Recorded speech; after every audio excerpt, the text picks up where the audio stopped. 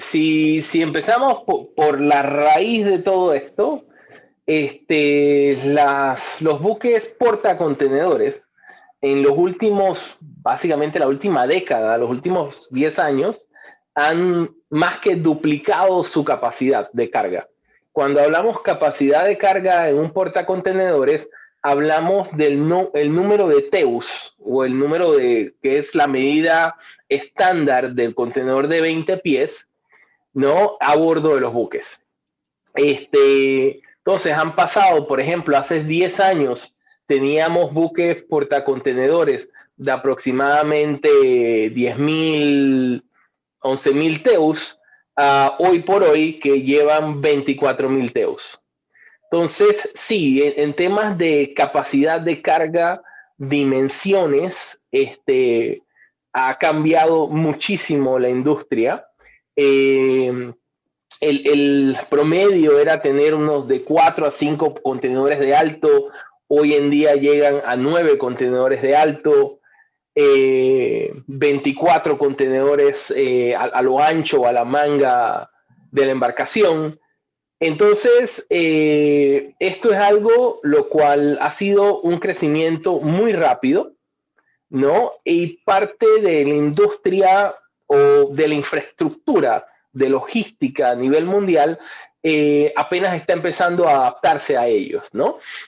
Y cuando hablamos, por ejemplo, yo creo que el salto de esta carrera, porque ahora hay una carrera entre los diferentes armadores de quién construye el buque más grande para poder tener estas economías de escala, ¿no? Estas economías de escala básicamente buscan bajar el costo del transporte.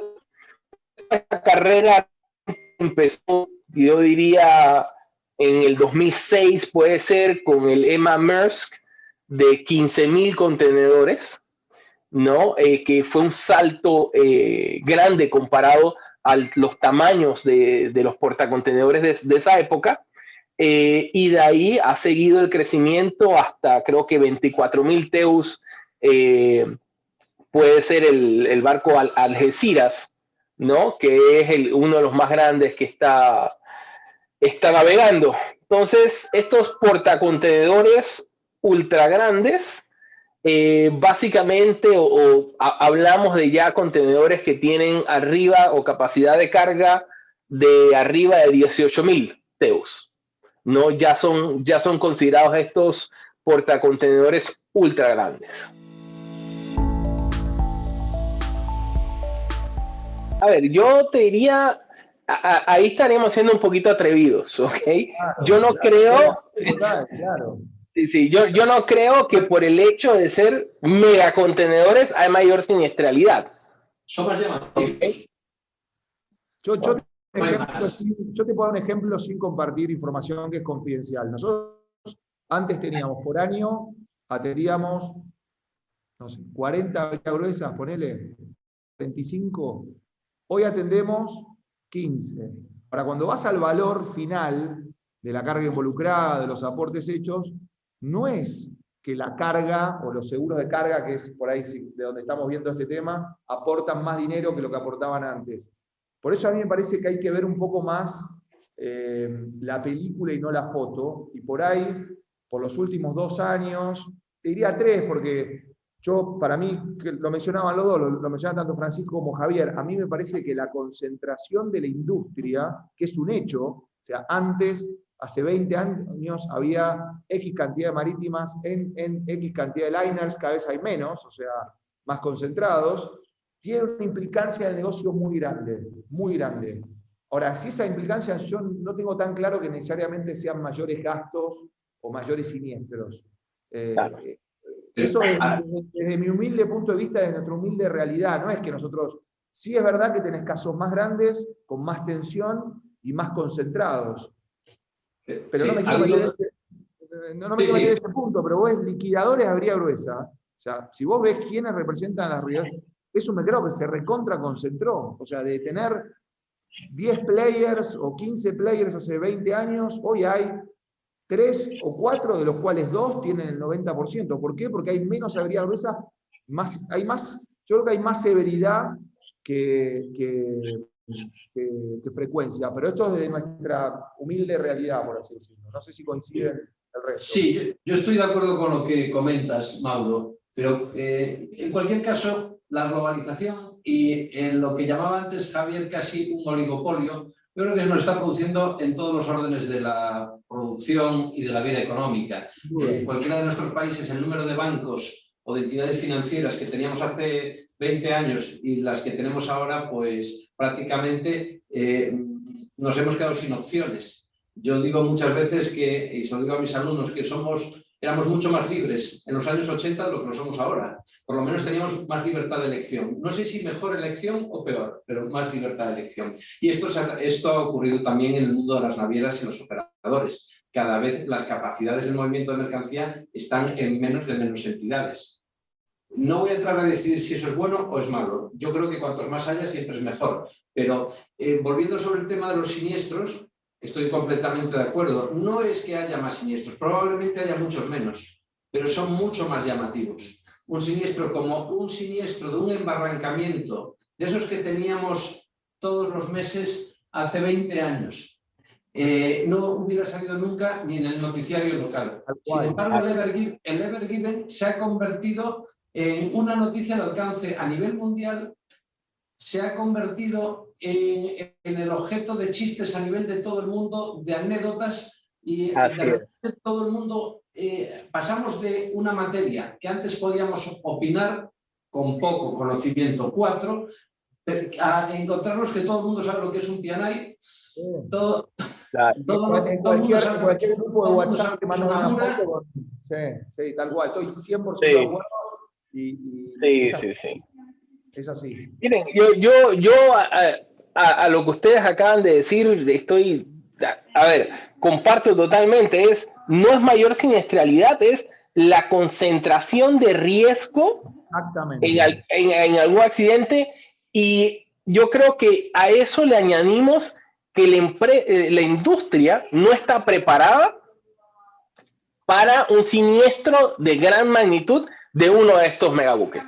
Ese es el tema. O sea, si hablamos con la gente de salvataje, no tienen la capacidad de las grúas para decir que van a bajar contenedores para aligerar la embarcación, la potencia de los remolcadores. Entonces, todavía no, básicamente lo que va a pasar o lo que queremos evitar que pase es tener algún tipo de accidente considerable en uno de estos megabuques y tenga la industria, le agarre, como decimos nosotros en buen panameño, con los pantalones abajo.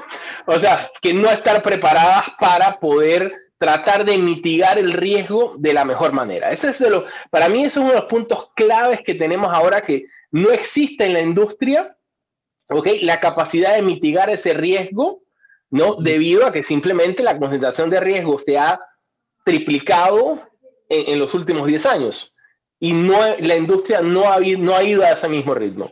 No coincido, Javier, pero repasando un poco lo que dijimos, si vos ves el bottom line, no es que hay muchísimo más siniestro, hay más severidad. Correcto. Pero segundo punto, claramente el ámbito privado parece ir más rápido el ámbito público, ¿tá? O sea, temas de estructura, dragado, o sea, un poco lo que decía Francisco, un típico caso de varadura no salía nunca en el diario. Acá tenemos, en el río Paraná, tenés todos los días caso de varadura, mucho menos que antes, con buques más chicos, pero tenés todo el tiempo caso de varaduras por el tipo de río. Entonces, por otro lado, lo público parece ir más tarde. Y parece como toda innovación tecnológica, porque al final estos megabuques no dejan de ser una innovación tecnológica, o sea, no dejan de ser una innovación que aplica una tecnología nueva de construcción de barcos, etc. Parecería que lleva un tiempo de ajuste. Entonces, a mí me parece que por ahí, viéndolo con los anteojos solamente, o con los lentes solamente de seguros de carga o de seguros de casco, nos ponemos todos muy nerviosos, y por ahí, si este panel fuese de 5 risk managers de marítimas, por ahí no estarían preocupados, o de CEOs de marítimas no estarían preocupados por eso, pero sí por ahí les preocuparía el costo de reputacional, porque la marca estuvo en todos los grupos de WhatsApp o lo que sea. A lo que digo es, cuando ves la ley de los grandes números no parecería, y entendiendo también de que parecería, nos guste o no nos guste, que la globalización es un hecho y cualquier empresa global entiende el mundo como un solo mercado, después con algunas particularidades, pero estoy seguro que nosotros cuatro, probablemente tengamos el mismo banco, usamos la misma app para pedir comida cuando pedimos comida en nuestras casas, no sé, vemos lo mismo serie de televisión, bueno, todos va por ese lado, no sé si es mejor o peor, y yo coincido con Francisco, a mí me gustaba mucho más cuando hay más opciones, pero no sé qué es mejor, pero eso no lo podemos cambiar nosotros, tenemos que adaptar lo que hay. Yo sí creo que el exceso de regulación, no soy un fanático del exceso de regulación, porque lo veo en la práctica y por más que a mí me beneficie, yo veo las convenciones, la ISM Code, SOLAS, etcétera, y después cumplirlos es muy difícil, por no decir imposible. Pero Mauro, coincidiendo contigo, si no los tuviéramos, no se cumpliría ni ese mínimo que se intenta cumplir. Yo, por ejemplo, por poner una perspectiva positiva, yo creo que los accidentes, y sobre todo estos que son tan llamativos, sí tienen un efecto didáctico muy importante en todo el sector. Y les pongo un ejemplo local, donde yo tengo, si pudiéramos enfocar ahora la cámara, pues verían mar abierto aquí, afortunadamente, y probablemente sea uno de los puntos del mundo por donde más tráfico marítimo transcurre, en la zona de Finisterre, en España. Hasta hace 19 años, la cantidad de accidentes que había era extraordinario. Les puedo decir que en nuestra firma, la mayor parte de los expedientes eran accidentes. No era lo que llamaría la doctrina británica, no era dry law, era wet law, de verdad. Hoy por hoy, desde que fue el siniestro del Prestige, en el año 2002, se acordarán del famoso petrolero, la incidencia ha bajado de una forma extraordinaria. La cantidad de accidentes es mínima respecto a lo que ocurría antes del año 2002. Los cumplimientos son muchísimo más altos, igual que la influencia que han tenido las inspecciones MOU en los buques, y muchas cuestiones que, estando de acuerdo con Mauro que el exceso de regulación no es bueno, pero el tener un mínimo que todo el mundo sepa que tiene que cumplir, pues ayuda a que las cosas funcionen ordenadamente, ¿no? O por lo menos intenten. No, tenés un buen punto, sí, tenés razón, perdón, yo no digo... No, está bien que tengamos perspectivas diferentes. 100%, yo lo que quiero decir es que a vos debe pasar lo mismo. Muchas veces cuando vos ves la letra chica de las regulaciones, habilitan lugares, pero es verdad, sin regulación, no sé, no importa, se me vienen casos a la cabeza. Yo tuve casos en lugares en los cuales era opcional al armador poner un práctico y no ponían práctico y había varaduras todos los días o encallamientos o lo que sea. Estoy de acuerdo. Sí, estoy 100% de acuerdo con lo que vos decís, 100%. No digo no regular. Lo digo también desde una perspectiva latina, que lo somos los cuatro y necesitamos, como buenos latinos, necesitamos también que nos pongan de vez en cuando los márgenes. Esa es una pregunta muy interesante porque realmente quienes han impulsado, ¿no?, esta tendencia de cada vez hacer los buques más grandes para optimizar o tener esta economía de escala han sido las mismas navieras, ¿no?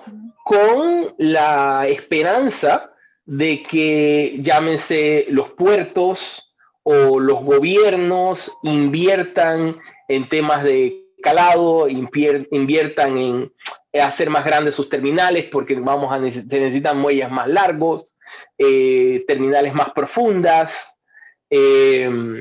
Así que si me preguntan, la respuesta sería no. La industria no está preparada o no se ha adecuado todavía, ¿no?, a estos buques tan grandes.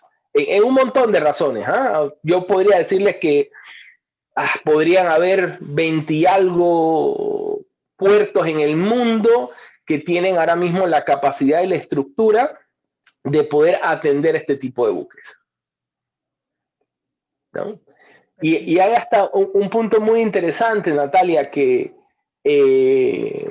una preocupación muy grande que se tiene también en la industria es que gran parte de la información que existe en todas estas cartas náuticas, hablando sobre el tema de profundidad, ¿ok? Es información que puede tener hasta 80 años o más de haber sido tomada. Entonces, hay muchas áreas en el mundo en las cuales la información, la data que existe de la profundidad de esa área no es relevante, ¿no? Y hay que actualizarla. Y esa es una inversión inmensa que tendrían que hacer los diferentes gobiernos en esa materia, ya que es totalmente diferente tener una ruta segura de un barco que está calando 14 metros a uno que va a calar 18. Estoy totalmente de acuerdo con él, pero unas cuantas matizaciones si os parece correcto. Debemos tener en cuenta que el primer atisbo que tenemos en la historia marítima reciente de la creación o de la construcción de buques contenedores data de una fecha tan cercana como 1956. Hace 55 años se construyó el primer portacontenedores. Aquellos primeros buques tenían una capacidad de 1.100 TEUs, que como bien decía Javier es la unidad básica, el 20 Equivalent Unit, es decir, se va a 1.100, pero solo de 20 pies. Tenemos que tener en cuenta que hoy en día hay contenedores de 40 pies también. Y en aquel momento estaba limitado a ese número. Lo que tendríamos que plantearnos es, en estos 55 años, las instalaciones, la seguridad, las modificaciones a nivel portuario, a nivel de vías de navegación, se ha multiplicado por 25, que es lo que han hecho los portacontenedores, buscando una progresión geométrica muy sencilla.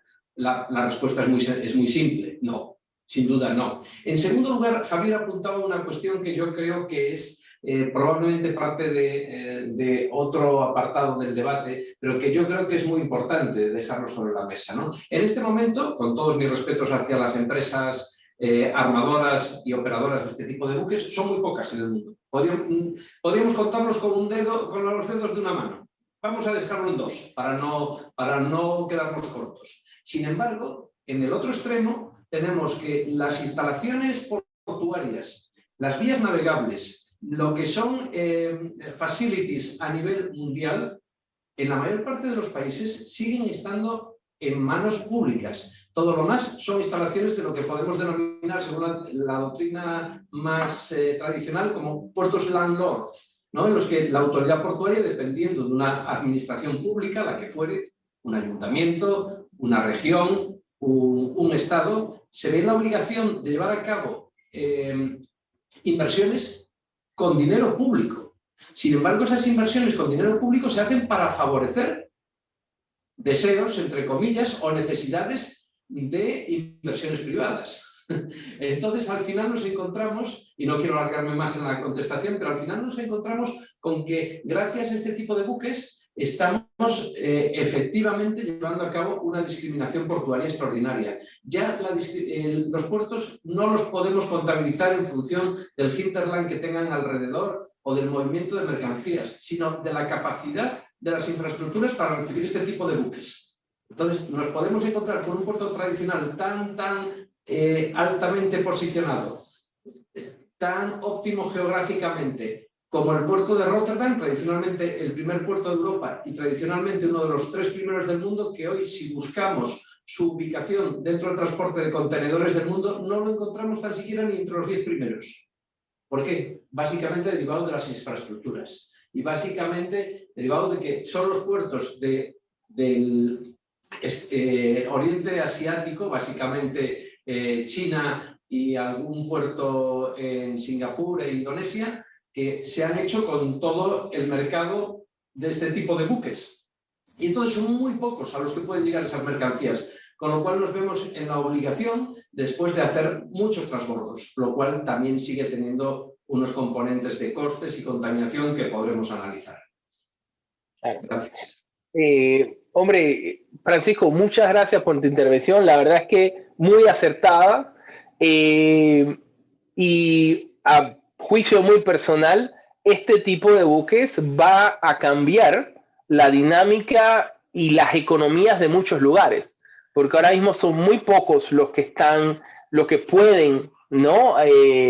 Las terminales que pueden atender estos buques, y definitivamente va a haber, hombre, las fábricas que se puedan movilizar del lugar a estar más cerca de estos nuevos megapuertos que van a ser los hubs de distribución de carga.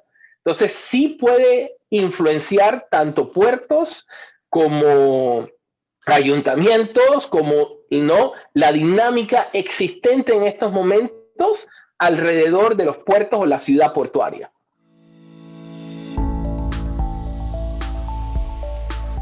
En mi punto de vista, a diferencia, por ejemplo, de, vamos a poner, la influencia que tuvo en su momento la expansión del Canal de Panamá, ¿no?, en la cual llevó a puertos de la región a adecuarse en temas de calado, en temas de puentes. Hay muchos puentes, por ejemplo, en vías navegables que necesitaron cambiar, ¿no?, poner más alto para que pudieran pasar estos buques.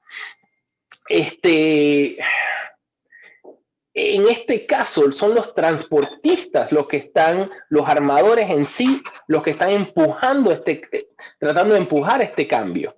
¿Ok? Y las inversiones, como bien dijo el señor Francisco, son multibillonarias.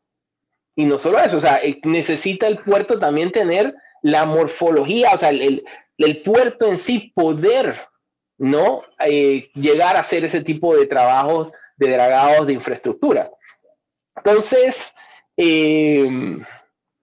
la industria sigue empujando. Ahora mismo pueden haber más de 50 y algo de bookings o de pedidos de barcos nuevos, ¿no?, de esas dimensiones, ¿no? Navegando podrán haber 100 y algo, 130, 140, si no me equivoco, la última vez que me fijé, que están activos navegando los mares, pero las órdenes siguen y los armadores siguen apostando a estos megabuques.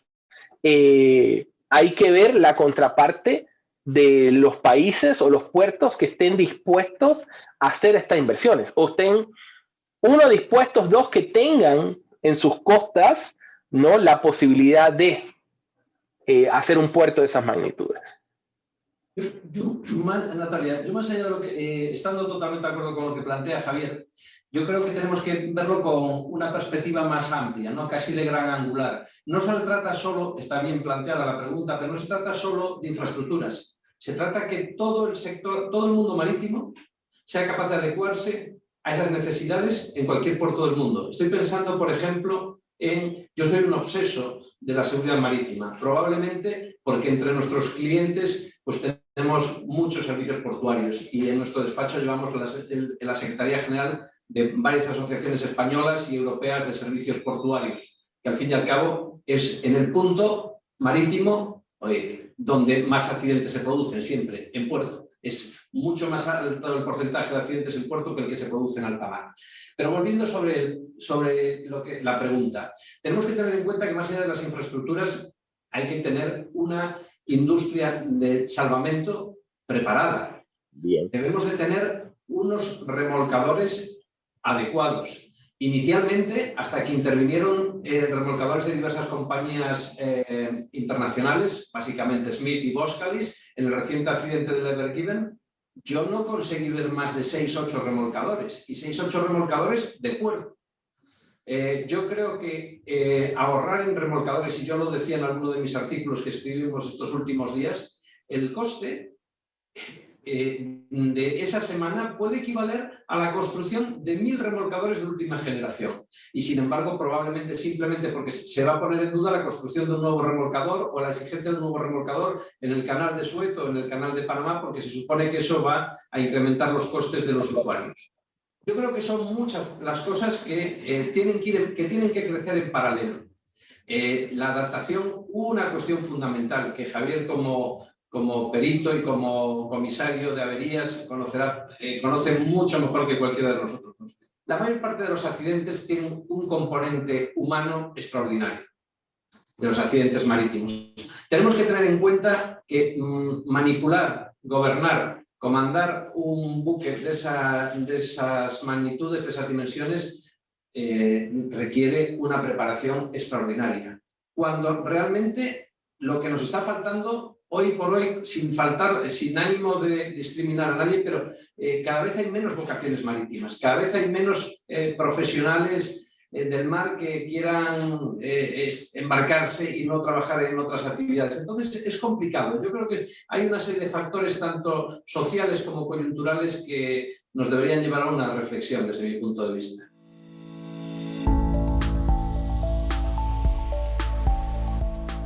Vamos a ver, igual que comentábamos en las preguntas anteriores, que tenemos esa dualidad, ¿no? Ese doble plano entre lo que son los intereses públicos y los intereses privados, y cómo la práctica totalidad de los armadores de todos estos buques son empresas privadas, cuyo, como cualquier empresa, su principal obligación debe ser ganar dinero.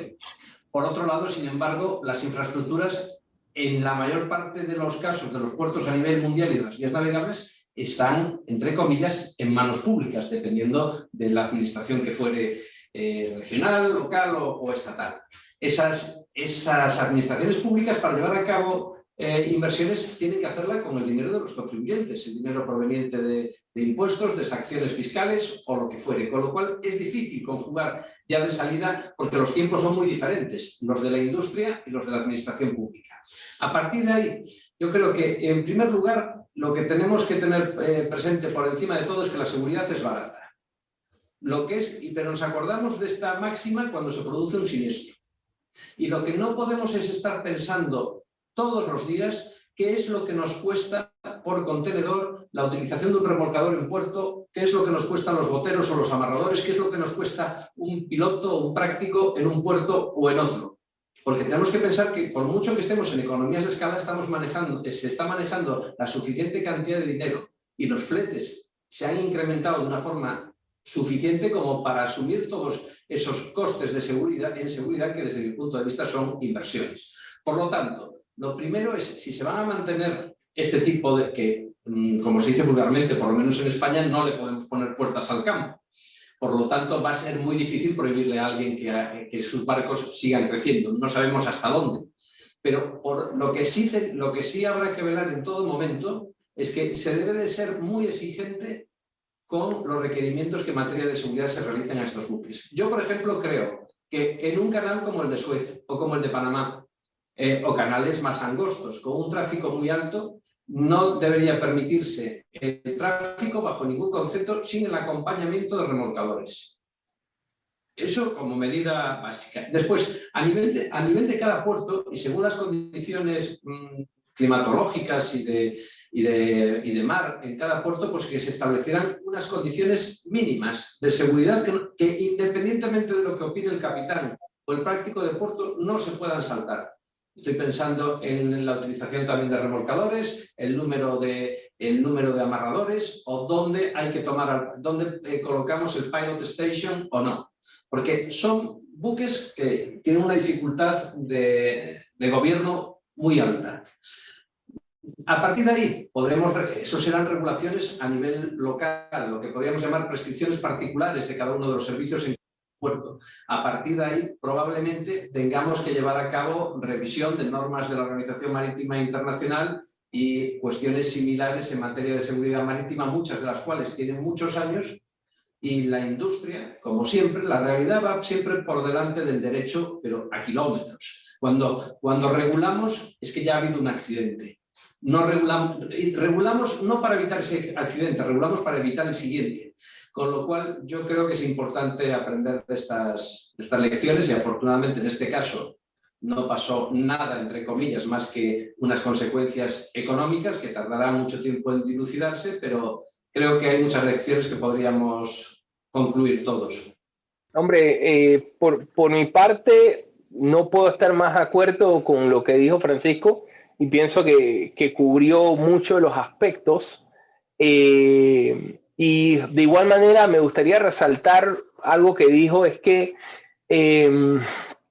estos megabuques también han llevado a la unificación o a muchas alianzas entre compañías, ¿ok? Lo que poco a poco, definitivamente, si seguimos en este paso, vamos a llegar a oligopolios, ¿no? en un puñado, como dijo él, de una mano, estás manejando, claro, armadores que puedes contar con una mano, están manejando más del 60% de todos estos buques, ¿no? Han desaparecido compañías, se han fusionado, y esto complica cada vez más todo este tema, ¿no? Ya que entre ellas tienen un poder muy fuerte y es lo que ellos están apostando para seguir impulsando esto. Por el otro lado, ok, temas de regulaciones marítimas, sí, definitivamente hay que sentarse y empezar a tomar una serie de medidas para ver cómo podemos tratar de prevenir estos accidentes. Obviamente tenemos que entender que sin riesgo no hay negocio. Lastimosamente, esa es la realidad de la vida. Ahora, ¿cómo ponemos esa balanza? No es el punto importante que debemos nosotros ver acá. Teniendo en cuenta de que para que estos megabuques lleguen realmente a tener ese beneficio de economía de escala, necesitan tener aproximadamente estar a un 80% o más de su capacidad de carga. ¿Ok? Abajo de eso, entonces ya no les es rentable. Y por eso ha venido todas estas uniones o alianzas, ¿no? Para compartir espacio de carga a bordo de los buques, ¿no? Entonces, a ver, sí, por un lado, ¿qué podemos hacer en estos momentos con lo que tenemos? ¿No? En temas de seguridad marítima hay muchos temas interesantes. Hemos hablado que los buques como dijo Francisco, casi 5 veces más grandes, más sin embargo seguimos teniendo el mismo número de tripulación, alrededor de 20 personas. ¿Ok? Y esas 20 personas tienen que ahora verificar todo el trincaje a bordo de 5 veces más contenedores, ¿no? Hemos tenido, como sabemos también, accidentes de pérdida de contenedores durante la navegación por temas de accidentes de amarre, los posibles impactos ambientales, asumiendo de que este tipo de buque carga más contenedores, carga más combustible en sus tanques, puede ser potencialmente mayor. Tenemos una área de vela debido a la pared de contenedores en los costados que hace mucho más difícil la maniobrabilidad de este tipo de buques. Entonces, ahora mismo, opciones que puede tener la industria es, sí, poner, por ejemplo, restricciones en número de remolcadores, ¿no? Que pueden asistir a este tipo de embarcaciones, restricciones a los pilotos puede ser también en temas de la velocidad de tránsito, restricciones en temas climáticos, ¿ok? Debido a que pueden afectar altamente el área de vela, los vientos altos. Y lastimosamente, por última opción es expansión. Es entonces empujar a estos canales, llámese el de Panamá, que ya se quedó pequeño. Si lo comparamos, se quedó pequeño, si lo comparamos a esta nueva tendencia de megabuques. Ahora mismo creo que la capacidad llega hasta 12.000 TEUs, barcos de 12.000 TEUs que pueden transitar por el nuevo canal. Pero bueno, es expansión, es decir, voy a invertir entonces ahora en expandir los canales para poder acomodar estos monstruos de barcos que tenemos hoy en día. No, lo primero, yo tengo que confesar que no tengo de todo una opinión formada con respecto a qué está bien y qué está mal, para nada en la vida, pero en particular de este tema tampoco tengo en claro si los megabuques son el demonio o son la salvación. La verdad no lo tengo en claro. Sí hay cosas que un poco coincidiendo con lo que mencionaban, que creo que todos vamos a estar de acuerdo. Existe como un péndulo que cuando nos fuimos de la no regulación a la mucha regulación. Yo la verdad que en los casos que nosotros vemos, vemos que existe un montón de regulación y muchísimas veces no se cumple y a veces es más difícil cumplir la regulación de lo que dice la regulación. Entonces, también hay un dejo que tiene que ver con la realidad. Y a mí me parece que evaluar la situación en un plazo corto es algo con lo cual yo no me siento cómodo. Me parece que estos plazos hay que esperar a que fluyan un poco más. Está lleno de estadísticas con respecto a los últimos grandes antecedentes que hubo de grandes siniestros, de grandes fatalidades, pero cuando vos ves la siniestralidad en general y vos le sacás la severidad, tampoco que es mucho más alta. Entonces también debe haber un montón de siniestros que se evitan. Después hay un montón de eficiencias, como señalaba Javier, con respecto al negocio de las marítimas que yo no domino, pero evidentemente tiene que haber eficiencias ahí y tiene que haber una razón detrás de por qué, no sé, Maersk, Evergreen, One o MOL, la que sea, se decide por comprar estos megabuques. Y me parece que ahí está un poco lo que mencionaba al principio Francisco, entre esto público y privado, de que por ahí las velocidades de los privados son distintas a la velocidad de lo público, y que por ahí es mucho más rápido construir un megabuque que construir un nuevo canal, y que lamentablemente hay momentos de tensión. Lo que sí a mí me parece que a veces en la industria tendemos a olvidarnos, es esto último que mencionó Javier, que es, mi primer trabajo, trabajaba en siniestros en un P&I en Alemania, yo tenía un jefe holandés que me decía, cada vez que había un siniestro, no te quejes, sin siniestros no hay seguros, y me parece que tampoco se va a poder evitar todo. Entonces, yo por ahí pienso, la verdad, insisto, no tengo opinión formada, pero por ahí estos son daños colaterales de una eficiencia para la industria en toda su cadena, no solamente el lado de seguros. Y bueno, por ahí los fletes son más baratos, pero el seguro es un poco más caro. O por ahí el flete es más barato y el seguro nosotros creemos que va a ser un poco más caro, tampoco va a ser más caro porque hay exceso de capital y aparecen nuevas compañías de seguros que dan seguro. A mí me parece que no sé, por ahí es como que yo personalmente a mí siempre me gusta ver como las nuevas tendencias y las nuevas cosas como algo a abrazar e intentar entender antes de dar una opinión. Nosotros en la práctica vemos, nosotros tuvimos los últimos 2 años, 3 años con un montón de trabajo y un montón de siniestros enormes, espectaculares. No sé, en este caso que espectaculares.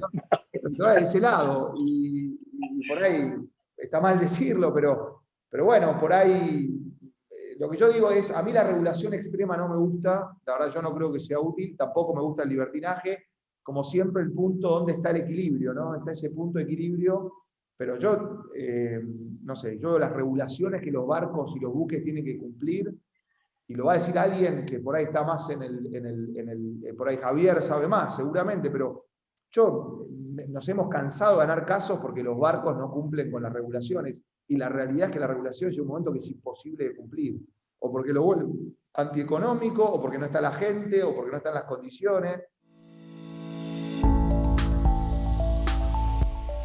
Lastimosamente la industria en que estamos es una industria que siempre ha sido reactiva. Siempre hemos reaccionado a siniestros o reaccionado a eventualidades. Y esa ha sido la historia de todos estos convenios, llámese SOLAS, MARPOL, etcétera, en temas de seguridad, ¿no? Y podemos estar seguros que por muchos años expertos han levantado la bandera de que existe este riesgo, mas sin embargo, hasta que no exista la eventualidad, es muy difícil de que la industria, especialmente la marítima, tome acciones proactivas en este tipo de temas. Y temas de seguridad, para estos megabuques tenemos, hombre, cálculos de estabilidad, o sea, cálculos para el trincaje, las fuerzas que actúan en ellas son de magnitudes muchísimas más grandes de lo que teníamos nosotros antes. Entonces, todas esas regulaciones hay que revisarlas para poder, empezar a mitigar estos riesgos, ¿no? Yo creo que este tipo de foros que estamos teniendo, tratando de hacer estas preguntas, de, hacer el awareness que se necesita en la industria, son muy importantes, ¿no? Gracias a Dios, el tema del Everbright en el canal de Suez, podemos decir que no pasó a mayores, entre comillas, ¿no? Más sin embargo, pueden estar seguros que esta es la industria marítima, los accidentes suceden y nos vamos a encontrar en un par de años con algún accidente, ¿no? Que va a ser o extremadamente costoso en temas de cuantía de carga, costo del buque o pérdida de vidas, ¿no? O simplemente en temas de limpieza. Hay muchos de estos contenedores que llevan carga peligrosa. ¿Qué pasa cuando un contenedor de estos cae en alta mar? ¿Quién es responsable de hacer esa limpieza, de buscarlo en el fondo del mar para que no contamine el mar? Hay un montón de vacíos en temas de regulaciones que todavía no hemos tocado, o la industria marítima no lo ha abordado, que proactivamente deberíamos empezar a ver, ¿no?